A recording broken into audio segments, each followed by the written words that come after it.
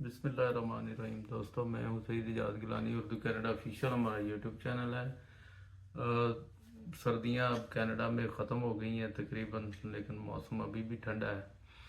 तो कोशिश थी कि आपसे कोई बातचीत चले, लेकिन सर्दियां इतनी हार्ड होती हैं कि वो डिप्रेस जो है ना वो रहना पड़ता है। और समटाइम मामला जो हैं वो इस तरह से होते हैं कि दिल कर भी रहा होता है, लेकिन हो भी नहीं सकता।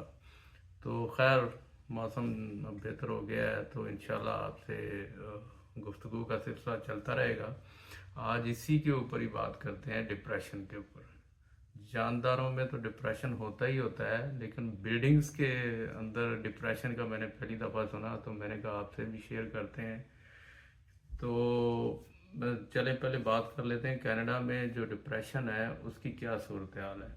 बेसिकली डिप्रेशन होता क्यों है, चलें सादा अल्फाज में अगर ये कहें कि ज़हन पे जो मुसलसल नफसियाती और जो बोझ होता है या दबाव होता है, वो पहले एंग्जाइटी और फिर डिप्रेशन में तब्दील हो जाता है। तो उसके बाद फिर आप ज़ाहिर है जिस्म पे भी उसका असर होता है, फिर आपकी एक्टिविटी मुतासर होती है, सुस्त रहने लग जाते हैं, मायूसी आती है, बेयकीनी की सूरत हाल का सामना होता है, फिर मसाइल होते हैं और अदम तहफ़्फ़ुज़, मायूसी और फिर नाकामी। ये सब एक कॉम्बिनेशन है जिसके बाद जो है ना वो एक डिप्रेशन को डायग्नोज किया जाता है। तो कनाडा में अगर देखें तो कुछ 7 से 8% डिप्रेशन के मरीज़ हैं। टोटल आबादी 4 करोड़ से ज़्यादा है इस वक्त। तो लेकिन इसके बावजूद 50 लाख अफराद जो हैं वो डिप्रेशन का शिकार हैं। तो जो वैसे इसकी अलामात है उसके हिसाब से 19% मरीज़ हैं कनाडा में। तो डिप्रेशन तन्हाई भी लाता है। तो कनाडा की जो एटमॉस्फेयर है, जो फ़ज़ा है, उसमें बहुत ज़्यादा डिप्रेशन मौजूद है। और मैं ज़ाती तौर पे कुछ ऐसे हजरात को, उसमें ख़वातीन भी हैं, जानता हूँ जो कनाडा आए, लेकिन यहाँ विंटर और फिर तन्हाई से उनका डिप्रेशन इतना बड़ा कि हमने उनको रोते हुए देखा है। और फाइनली वो अपनी फैमिली को मिस कर रहे थे, यहाँ तन्हाई से तंग आए हुए थे। और फिर उन्होंने एक दो ने तो छोड़ ही दिया कनाडा। हमने उनको बड़ा रोकने की कोशिश की कि आपने इतने पैसे खर्च किए हैं, आपका काम हो जाए, लेकिन वो बर्दाश्त नहीं कर सके। तो एक ये सिचुएशन है, उसमें बहुत सारे और भी इश्यूज हैं जो कंट्रीब्यूट करते हैं। ज़ाहिर है कनाडा का एक लाइफस्टाइल और है, काम की बहुत ज़्यादा शदीद सख्ती, दबाव, और फिर टाइम पे जाना आना, फिर मौसम जो है वो बड़ा हायल होता है, फिर ड्राइविंग है, बसों में जाना, ये सब कंट्रीब्यूट करते हैं। फिर आपकी पीछे फैमिली को देखना, कोई इश्यूज हो गए सारे।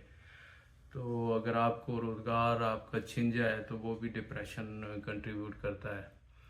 इसी तरह जब हम पाकिस्तान में देखते हैं, चूँकि हमारे प्यारे हमारे दोस्त सब रह रहे हैं, तो वहाँ जो हालात हैं पाकिस्तान में, उस वो भी डिप्रेशन को और ज़्यादा कंट्रीब्यूट कर रहे हैं। तो जब मैंने देखा कि आबादी तो हमारी 24-25 करोड़ है, और जब डिप्रेशन के मरीज़ देखे तो पता ये चला कि कोई 10 से 34% जो है वो डिप्रेशन के मरीज़ हैं। और सबसे ज़्यादा जो शिकार हैं डिप्रेशन की वो ख़वातीन है। ज़ाहिर है वो उनको बहुत फ़िक्र होती है बच्चों की, घर की, रिश्तेदारों की, फिर जॉइंट फैमिली सिस्टम में।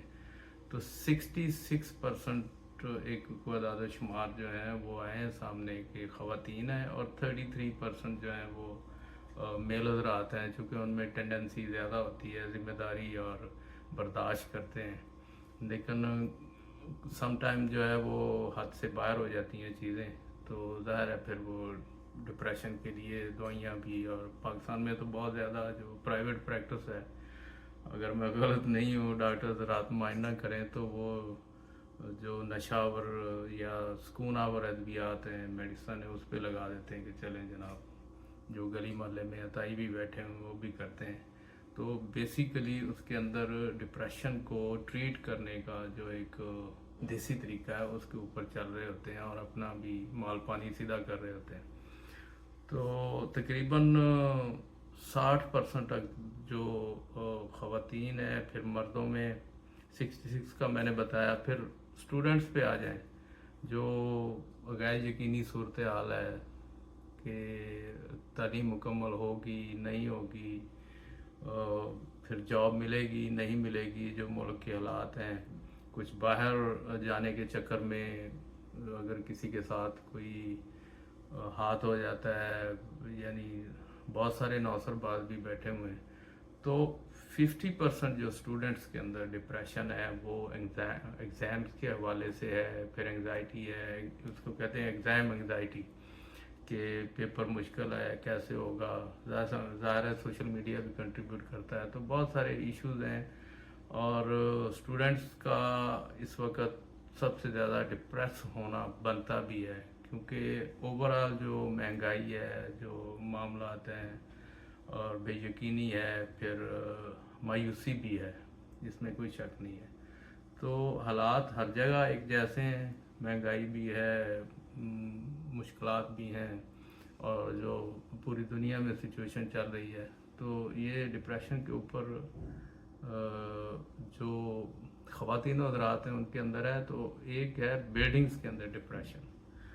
بلڈنگ جو پرانی ہو جاتی ہیں، وہ میرے نالج میں فرسٹ ٹائم کو بات ہو رہی تھی، تو پرانی بلڈنگ کی ریپیئر کے حوالے سے ایک صاحب کہہ رہے تھے کہ اس بلڈنگ میں مختلف ڈپریشن پوائنٹ ہے. تو وہ ڈپریشن پوائنٹ کے متعلق پتہ چلا کہ جی جتنی بلڈنگ پرانی ہو جاتی ہے اس کی بنیاد ہل جاتی ہے، یا وہ ایک طرف کو ٹیڑھی ہو جاتی ہے، یا دیواروں میں پانی رسنے سے وہ نمی ہوتی ہے، اس کی وجہ سے بلڈنگ کا سٹرکچر خراب ہو رہتا ہے. تو وہ جہاں جہاں اس کو ریپیئر کی ضرورت ہوتی ہے اس کو ڈپریشن پوائنٹ کہتے ہیں. تو بلڈنگز، ایسی بلڈنگز کو ریپیئر تو کر لیا جاتا ہے، لیکن وہ اگر اس کی عمر 100 سال 150 سال 125 سال ہے تو وہ پھر خاصا مشکل ہوتا ہے اس کو بچانا. تو اس کو ایک قسم کا لائبلٹی بن جاتی ہے ایسی بلڈنگ. تو بلڈنگز کے اندر ڈپریشن، اور جو ہم لوگ ہیں ہمارے اندر جو ڈپریشن ہے خواتین حضرات کے اندر. تو یہ آج ڈپریشن کے متعلق بات تھی.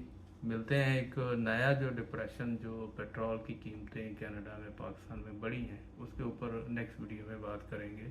اپنا خیال رکھیں.